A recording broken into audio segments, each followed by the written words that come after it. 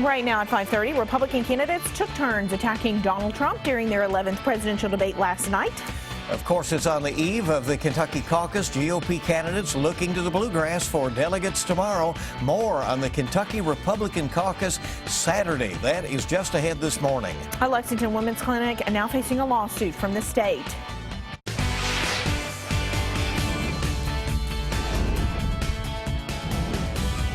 This is WKYT This Morning. Good morning. Kentucky mornings start right here on WKYT. We're glad you're with us on this Friday. I'm Bill Bryant. I'm Rebecca Smith. Hope you're having a great start to your day. It's been one of those weeks where it's been kind of slow going, but we are here at the weekend. We certainly are, and it looks pretty good. We had that sudden snow in many areas yesterday, some with quite a bit of issues with that. Let's check in with meteorologist Jim Caldwell in this morning.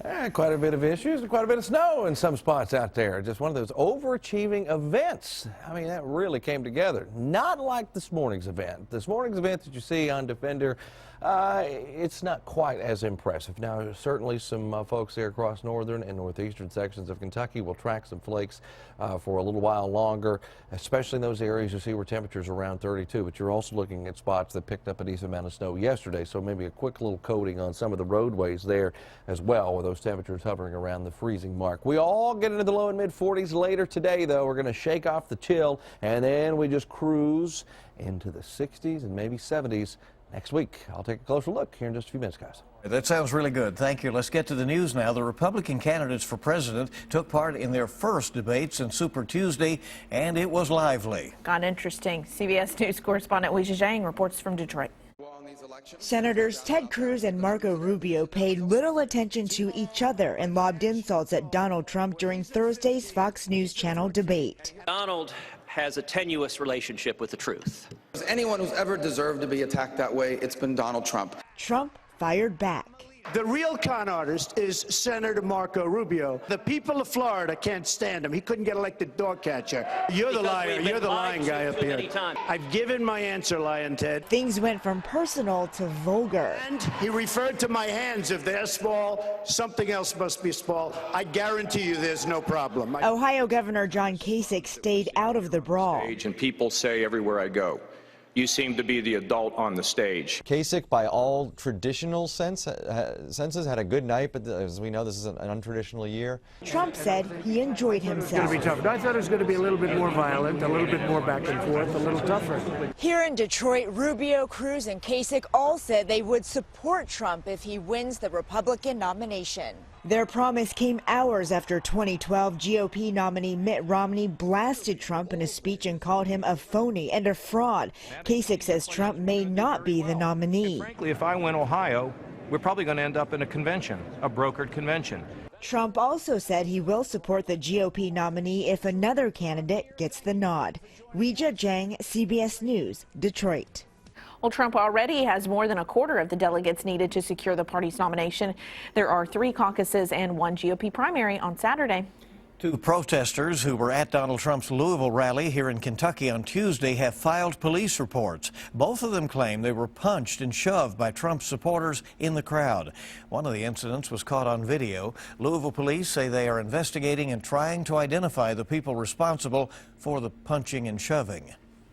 Tomorrow, Kentucky Republicans will head to the polls for the state's first caucus in more than a decade. And while some might know who they're voting for, many Republican voters don't know exactly where or even how to be taking part in this caucus tomorrow. WKYT's Mark Barber is at our live desk with what you need to know ahead of the Kentucky Republican caucus. Mark, a little Caucus 101 for us. Good morning. That's right. Good morning, Bill. And the first thing that you need to know is this caucus is only for registered Republicans.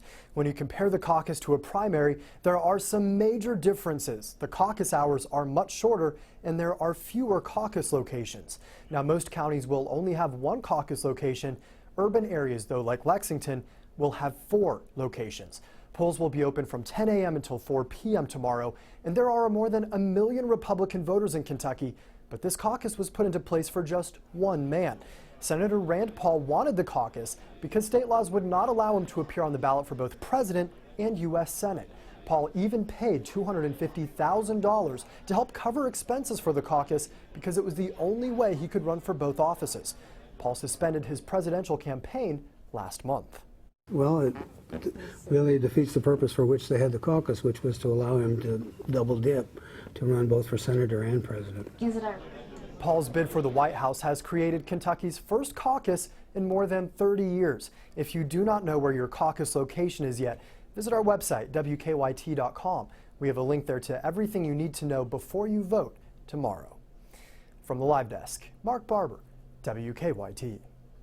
All right, on WKYT.com, we have a complete guide to understanding the Kentucky Republican caucus, including information on how to find your caucus location, which, by the way, is likely not to be where you normally vote during a primary or regular election. Now, once again, hope you will join us.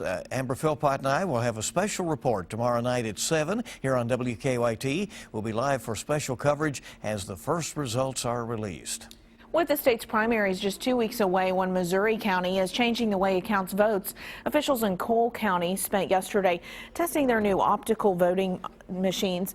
The units capture a photo of each ballot for the record instead of creating a paper trail. The machine also kicks out ballots that are overvoted. Well, Kentucky Governor Matt Bevin's administration has now filed a lawsuit against a Lexington women's clinic, claiming it has been performing abortions without a license. The Cabinet for Health and Family Services says the lawsuit was filed against Eubanks and Marshall of Lexington on Burt Road. Michelle Chamberlain joins us live from outside the clinic with a look at the details of the lawsuit.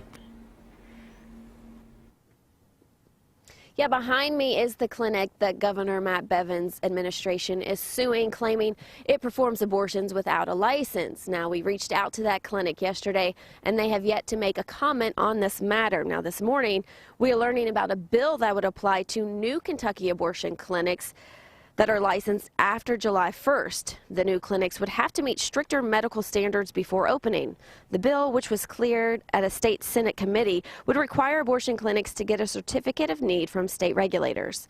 The clinics would also have to meet the standards of an ambulatory surgery center. News of the bill comes after the Cabinet for Health and Family Services filed a lawsuit claiming the EMW Women's Clinic has performed abortions without a license. The claim also states inspectors found expired medication and some unsanitary conditions inside this clinic.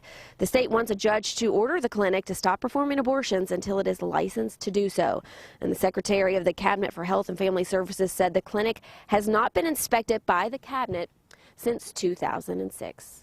Live in Lexington, Michelle Chamberlain, WKYT. All right, thank you, Michelle. 5 women have filed a lawsuit to block New York State's so-called tampon tax. The women want the state tax department to stop imposing a 4% luxury tax on female hygiene products. The department classifies pads and tampons as general merchandise, making them ineligible for medical supplies tax exemption. The complaint says the department taxes products used only by women, but not items used by both genders. New York women reportedly pay $14 million in taxes on feminine hygiene products every year. New York's tax commissioner declined comment on the lawsuit. A Madison County woman is now behind bars after police say she stole thousands of dollars from the organizations she worked for. State police say 56-year-old Laura Noble is accused of stealing more than $33,000 from the Richmond Kiwanis Club. The organization says Noble is the club's former treasurer. Joan Klein says she first noticed some discrepancies in the club's funds after becoming president late last year. She asked state police to step in and investigate. Klein says she already had a suspicion as to who was responsible. Of course, we knew who was in charge of the funds. So basically, yes, it breaks my heart. It just breaks my heart. We loved her so much. Despite having to start over financially, Klein says the public services that the Kiwanis Club offers will not be affected. Police say Noble is charged with theft by unlawful taking of over $10,000. Well, family members of 5 people, including an unborn child killed in a Clay County crash, say they're relieved. A grand jury has indicted the man police say caused it. Jason Gibson, according to authorities, was high on drugs when he crashed into another car on the Hal Rogers Parkway in December. Judy Pennington Adams, her pregnant granddaughter Tiffany Sankaisen, and a family friend, Charlene Lewis, were all killed in that crash. When I got the text that he had been indicted, it was like a huge weight had been lifted. Not that any type of punishment that he ever gets is going to be enough, because he took 5 precious lives. The grand jury indicted Jason Gibson on murder, fetal homicide, and DUI charges. An Estill County restaurant that voluntarily closed during a salmonella outbreak has reopened its doors. Workers at the Eagles Roost sports bar and restaurant in Irvin told us last night that the business is back open again. It closed last month as a precaution. The Estill County Health Department says a recent inspection found no major infractions at the restaurant. Health officials still have not determined where the outbreak started. Time this morning is 5:40, 20 before 6, and let's check live drive traffic and see what's going on out there this morning. Of course, we had all those issues with the snow yesterday, especially out on the I-64 around Montgomery County and in some of those areas there in eastern Kentucky. The Mountain Parkway was slick and hazardous. Most of that is certainly improved this morning, and we have really no reports of any major issues. Would like to check out what that is on the circle, and we'll try to do that for you here in just a little bit, which looks to be near Richmond Road, so we'll check on that. Drive times look good? Well, they look pretty good. A little slow going from Winchester. Yeah, all right. So a lot more coming up on WKYT this morning. Good to have you along with us. Earlier this week, Tiger Woods got upstaged at his own course by an 11-year-old. We'll show you how this all went down when WKYT This Morning returns. And we're tracking a little bit of snow out there this morning, but once it crosses through northeastern Kentucky, it's out of here, and we start the warming trend. I'll track it. Now, your hour-by-hour forecast with meteorologist Jim Caldwell. Again, we're tracking snowflakes out there across parts of Kentucky. It's not going to be a big deal, though. Not like yesterday. Yesterday just kind of exploded there, especially east of Lexington when we ran into several inches of snow. Snowflakes move out, though, this morning because we are tracking some, and then showers will move in for your Saturday next week, and really starting at the end of the weekend and into next week. We are talking about a much warmer period. We'll forget about these 30s because they're going to be a thing of the past. Well, not really the past. They'll come back again, of course, but we will likely double the temperature. So 35 out there in Lexington right now. Next week, we'll likely get up to around 70 degrees. Snow breaking out, though, across northern Kentucky and northeastern sections of the Commonwealth as well. You can see it kind of working through that area. We'll set it into motion with our animation here, and there you see the snow showers. Very small coverage area for the snow. It's still in parts of our area as well, into Nicholas County, passing through Maysville as well, Robertson County, and likely goes into Fleming and Rowan County here, and will work its way on through the area over the coming hours. Here's what happens once that is gone.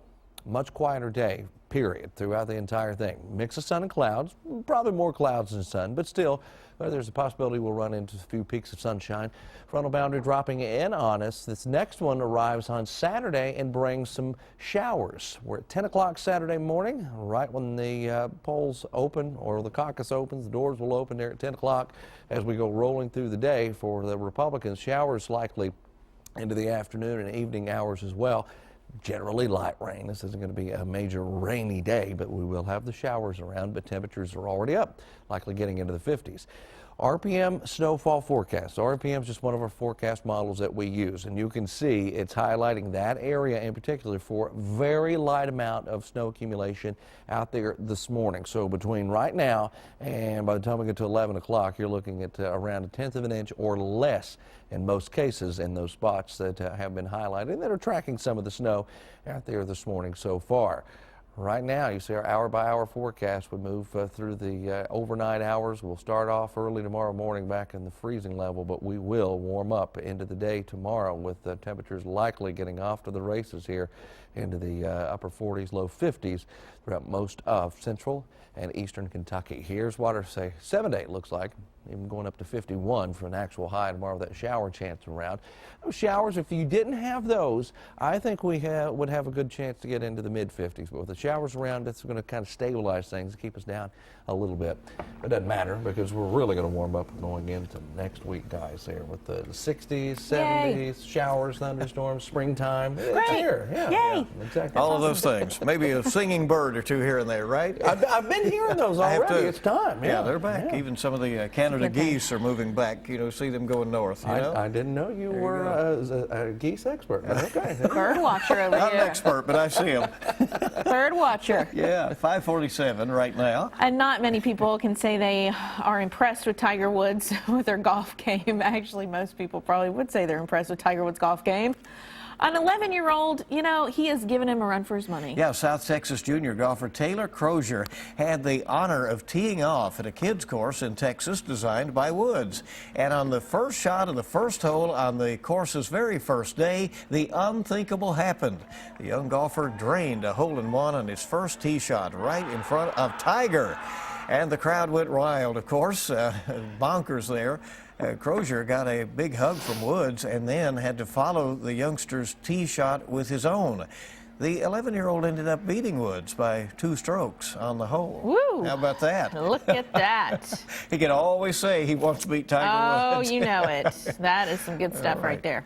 Coming up, you'll get the stories making news right now. Yeah, a lot going on. We also have health news for you this morning and the latest on traffic and weather. It's good to have you along with us. Kentucky Morning Start right here on WKYT. Good morning. Welcome back into WKYT this morning. It is 5:51. Let's take a look right now at some of the stories we're working on for you. Well, Kentucky Republicans will vote in the presidential race tomorrow during the Kentucky Republican Caucus. On WKYT.com, we have a complete guide to understanding the caucus, including information on how to find your caucus location. Polls will be open from 10 a.m. until 4 p.m. tomorrow, and we're staying on top of all the developments in the race ahead of that caucus here on air this morning.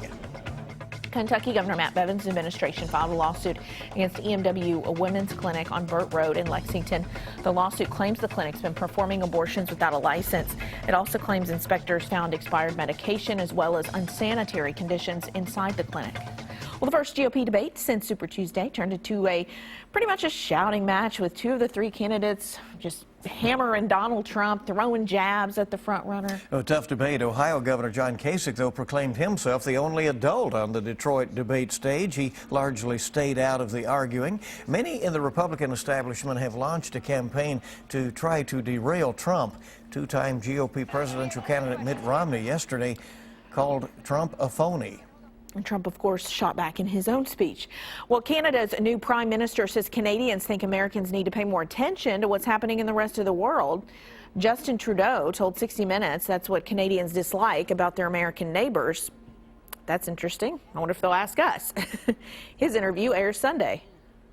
North Korea's official news agency says leader Kim Jong-un has ordered his country to have its nuclear missiles ready for use at a moment's notice.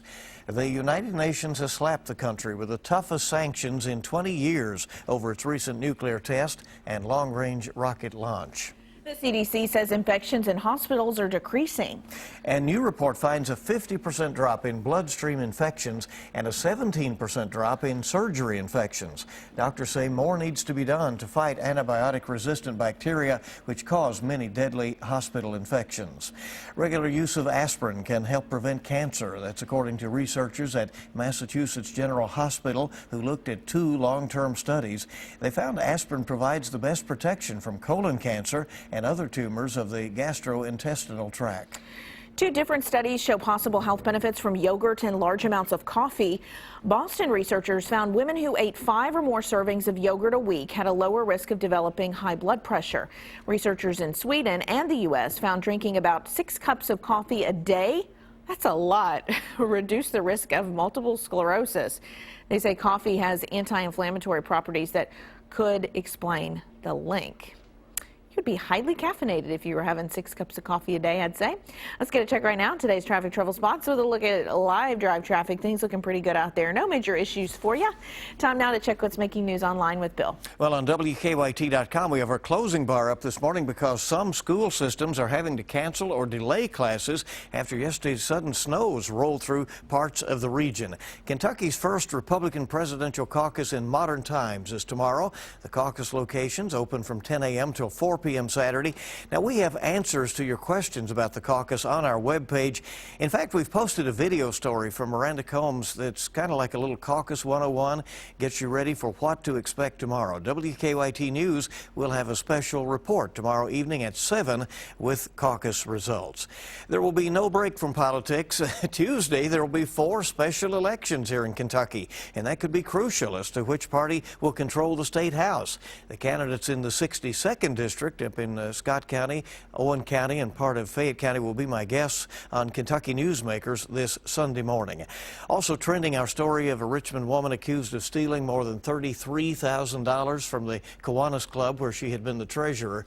And Kentucky.com has a video and a story up as a lot of people sounded off about farm tax breaks given to many in Fayette County who do no farming. It spins out of a Herald Leader investigation. And CBS This Morning is coming up at 7 with your eye opener. And of course, we'll have local updates. Join us on Facebook, follow us on Twitter or Instagram. And for the latest news, WKYT.com.